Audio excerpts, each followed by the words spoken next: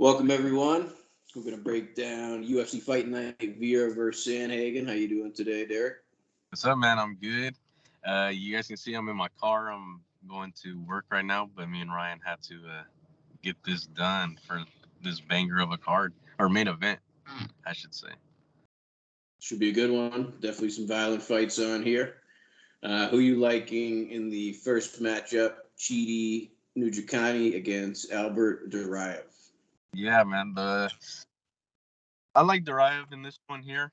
I think he is a small dog, if I'm not mistaken. But I do like him here in this fight. No specific reason, but those last 2 weeks, how my tickets played out. Yeah, no, I think it was only right to, no matter who the fight was or what division it was, to just go with the underdog. Just to just to see in the I don't know, feel good about ourselves or something. But yeah, man, I'm gonna Durov for the first fight.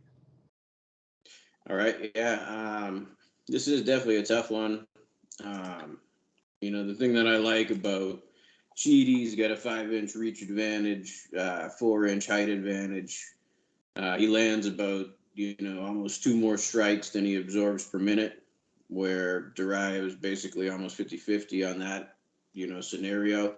Duraev definitely better on the takedowns, averages 2 takedowns every 15 minutes. Chidi's takedown defense pretty good, 75% though. Last fight out for Duraev, he got knocked out by Joaquin Buckley, which was in June of last year, so almost a full year off for him. I'm gonna go with Chidi in this one. I think he'll get the knockout. Definitely a tough one to predict though. Could go anyway.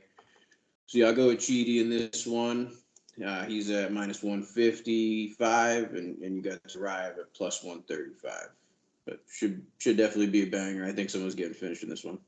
Yeah, definitely. Yeah, it's a good way to start off the card too. It's gonna be a good one. I like that. And then in the next fight, or go ahead. I'll let you introduce it. You have the names in front of you or the lineup Yeah, in front. no problem. The next one we have Mena Cop against Alex Perez. Yeah, I'm gonna go with Manuel Cop, Portugal brother. I think we both have texted each other after his fights these last couple times, and saying that we were both going for him on those fights before we even started this whole channel. Um, but yeah, I'm a rock with him. First or second fight of the night. Hopefully he can get a dub for Portugal and see what happens from there. But he's a tough dude. Um, yeah, I do think he gets the dub. All right. Yeah. So you're on Mena Cop minus 190. Yeah, this is really a tough one, honestly, because Cop lost his first two in the UFC. Lost to Pantoja, who Alex Perez also lost to him his last fight out. Perez hasn't even been to his second round in since 2019. That's a little scary. He hasn't had much cage time lately. Since 2020, he's only had 2 rounds of fight time and got finished in both of those. Subbed in both of them, one by Davison and the other one by Pantoja. But I mean, at the same time, he's getting subbed by the guy that held the title and the guy that's gonna be fighting for the title next. So, you know, doesn't look great on paper, but at the same time, Cop really hasn't been fighting anyone great. He beat David Dvorak, he beat Zuma Gulov, and he beat Ode Osborne, who they're good, but they're not at the level of people Perez was fighting. Hmm. So honestly, I'm going to go with Perez in this one as the dog, Nice. plus 160. I don't know, I just feel like the strength of schedule, even though Perez hasn't been in there that much, he's still got the experience. He needs to get back on, the win column. So I'll go with him here. I don't love it at all. And this is probably another one where we see a finish. But yeah, I'm gonna go Perez here. Ooh, oh yes, tight back to back, different picks. This is gonna be. I think these last couple of weeks we've been agreeing on picks for the most part. But yeah, this card seems a little different now. That's cool. This card's tough, honestly. It's a lot of. I feel like some of these lines are off. So we'll see. So yeah, the next fight we have Macy Barber against Andrea Lee. Who do you like in that one? Yeah, man. I'm gonna go with Andrea Lee on this fight. Macy Barber is on her little streak. She does have a lot of good things going for her. She is beating Andrea Lee, but I do think Andrea Lee is I think she could pick her shots, get out of there, and really keep the distance from Macy. I think that she can get the victory in the end. Um, so I'm gonna rock with Andrea in that fight. Perfect. Yeah, I actually agree. I think the line is just way too high for me to be taking Macy Barber. So I'm going to be on Andrea Lee at plus 220 as well. It's also in Texas, which I think she's from Texas. So the home crowd probably going to have her feeling herself a little more than usual. They're going to be going crazy for her. Macy Barber, most of the time she wins lately decision. Her last 3 wins that she has are all decision. She beat Jessica Ai last time out. Pretty sure that was Jessica Ai's last fight. So, good win, but, someone on the way out, probably not as invested as she could have been, like most fighters on the way out. So, yeah, I'm going to go with Andrea Lee. I think she'll do enough on the feet to, get the decision. Probably be split decision, close fight. And, yeah, I like her at that price a lot, plus 220. So, I'll go with her there. Then we got the next fight. Next fight is a banger. This honestly should have been the co-main. Nate the Train Landwehr, one of my favorites, against Austin Lingo. Who do you like in that one? Yeah, man, this is a fucking banger. Just like you said, it should definitely be in that co-main event spot with Holly Holm. Fight switched around. But how do you not root for Nate Landwehr after that last fight? You know what I mean? Like, how do you not root for the guy like that? It's kind of crazy. I don't even care if he was a plus 1,000. That dude won me over as a fan the last fight. Even his interviews after the fights, post fight, and then also with like MMA fighting and all of them. Just a crazy, genuine dude. You know what I mean? Like very refreshing to see.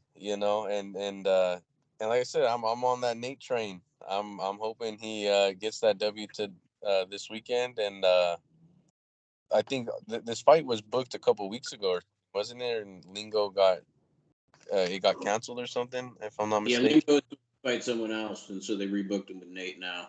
Yeah, of course. Yeah, and so I don't know if you know. Obviously, they have to sign contracts, but Nate the Train ain't no easy task. That guy's a dog, and you're gonna have to throw the kitchen sink at him to get him the fuck out of there. So, um, yeah, I'm gonna go with Nate the Train in that one, man. And I have a feeling we're on the same boat here. Yeah, I'm gonna go with him too. I just think he's probably going to put a crazy pace on him. So I think he could either sub him, maybe finish him. But I mean, Nate's he's a tough guy to fight 'cause he's always in your face.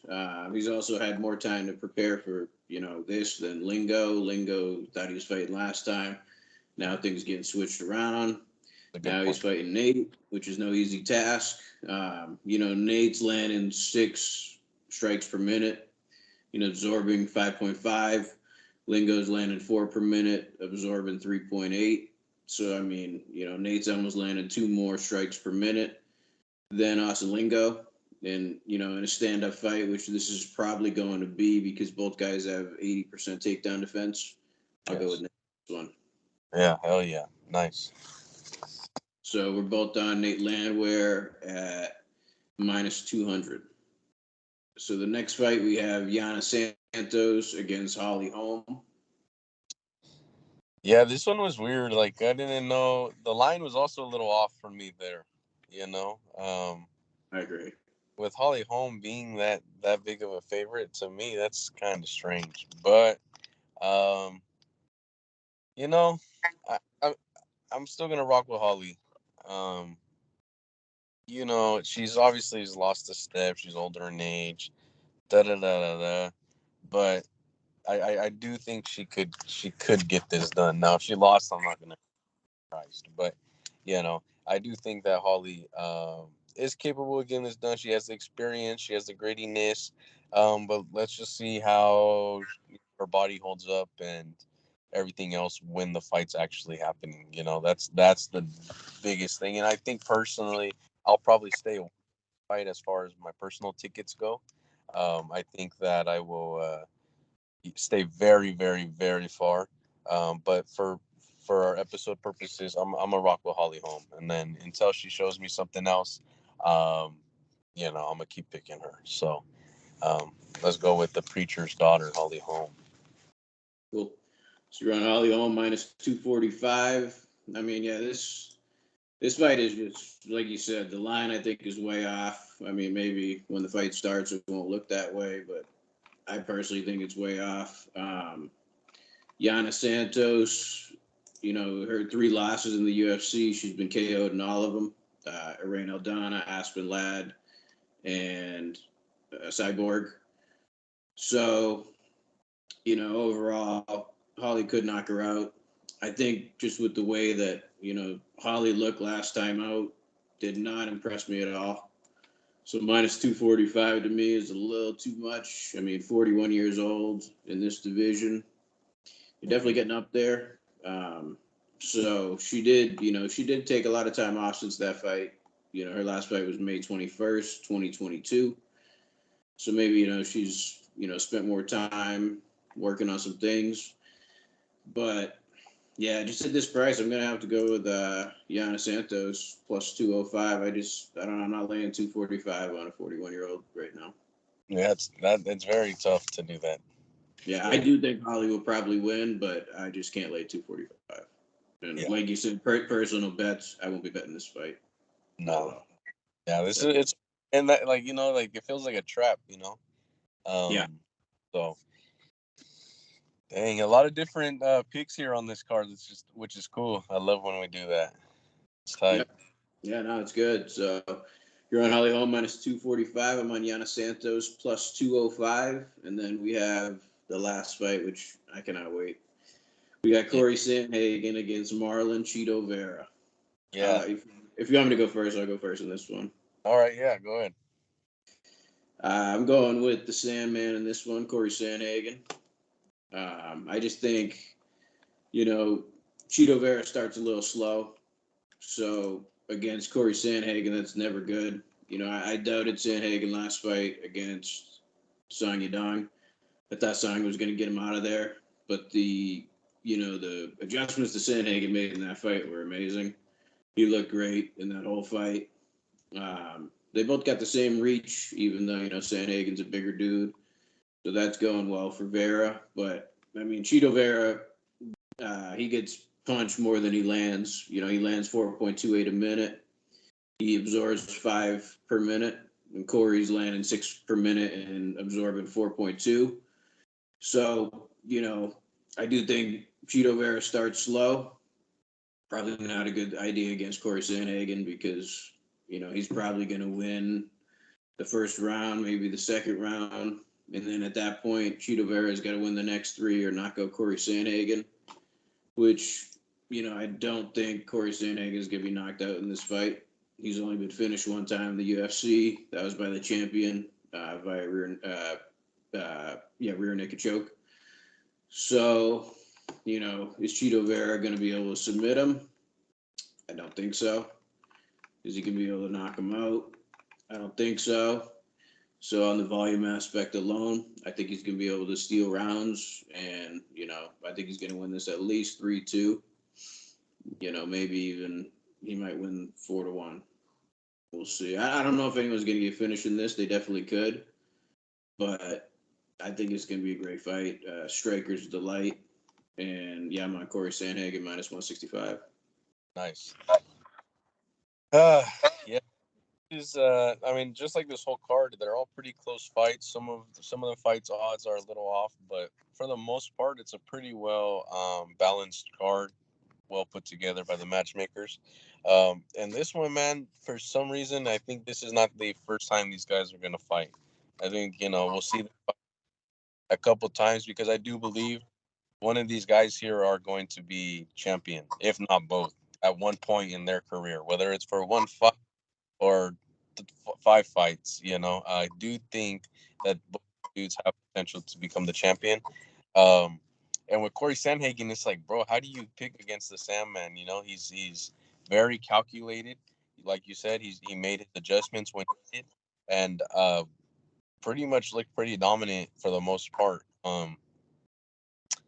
But then you got Cheeto Vera, man, you know, and this guy will run or walk right to you, like you just drop the stats too. He'll take the punches to get his one or his two. And this is where Cheeto's going to have to dig deep and really, really attack every single part of Cory Sandhagen, whether it's on the floor, whether it's standing up, to attack them literally everywhere because, I'm in the same boat as you. I there's going to be a finish from either guy.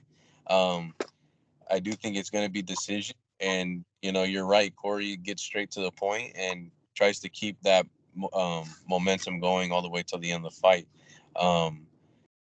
But when someone's like Cheeto Vera walking straight after you and you can't finish him and you may have hit him with the kitchen sink too, that might throw a little ripple effect into what you're trying to actually do. And so I am going to go with Marlon Cheeto Vera. But I mean, I went back and forth. But when we were putting together notes for this card, is I didn't know who to write down, and just like I've said earlier, I wouldn't be surprised if Cory Sandhagen won. Um, it's just an amazing fight to see, and if Cory wins that fucking belt, if Cory wins that belt, he has a perfect story to go and fight Aljamain again. Mm-hmm. Look, I ended him in whatever amount of seconds or whatever, embarrassed him in the apex. However, you want to spin the narrative, he beat Cory Sandhagen pretty dominantly and made him look like he wasn't even a contender. And I think that fight goes 10 times different now. Not Cory's going to officially win, but he's definitely going to have a lot more of a chance than he did in the last fight. And then same thing with Marlon Cheeto Vera. He's starting to become his own and get on Twitter and Instagram and, become that whole social media guy. And yeah, man, I'm going to rock with Cheeto Vera in this last fight. But I'm fucking excited for this fight. I cannot wait to watch this fight. And I'll watch it 10 times. So if they want to make Vera versus Sandhagen 10 times like they did Moreno and Figgy, please do it. We'll all watch it, But go Cheeto Vera. Let's see what happens here. Yeah, the thing with the Sandhagen and Aljamain Sterling rematches, Aljamain's got to get by Triple C first. Yeah, exactly. That's true. That's true. That's a Triple C. That's John Jones's coach, right? Oh yeah. Well, he's like kind of like he'll go to Henry's place. He's not always there, but he'll go there. And yeah, he gets pointers from him. Yeah. So yeah. So it's it's exciting, man, and it's such a good card and. Yeah, man. And then I don't know if you want to tell the people what's going on with you, but I think for the next couple of weeks or maybe longer, we'll probably be offline. I think, right? Or we plan on doing it? Yeah, no, I mean I'll be busy, but yeah, we'll get it done. Okay. We'll figure it out. Sick. Hell yeah. Yeah. So yeah, we'll if not, I mean we'll at least put out like a YouTube short or something with our picks. So we'll get it tight. Sick. All right, perfect. Well, I appreciate everyone tuning in and hope you enjoy this card.